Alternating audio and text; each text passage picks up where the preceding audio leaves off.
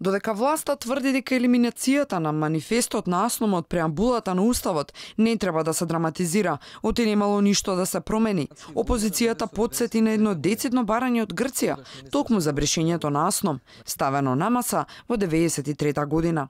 Нивното бришење, манифестот на АСНОМ и останатите одлуки е задоволување на барањето на Грција кое што го испорача до Обединетите нации во 1993 година.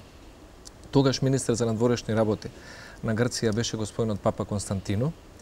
Бара Обединетите нации да не ја примат Македонија во членство на ООН и објаснија дека АСНОМ за нив представува неприфатлив иредентизам. Тоа го одби тогашниот председател на државата Глигоров, тоа го одби господинот Клюсев како премиер, тоа го одбија сите премиери и председатели досега, затоа што не беа уценети. Има одреден принцип во политиката. Според Милошовски, бришењето на манифестот е најголемото понижување за Македонија.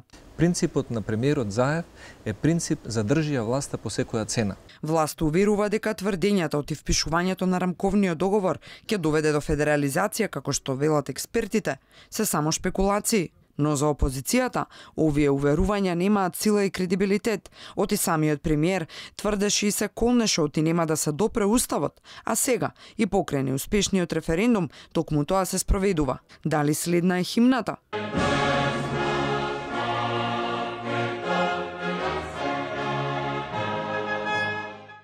Ке останат ли стиховите или ке ги снема, за Грција да не препозна и редентизам во користењето на терминот Македонија и таму.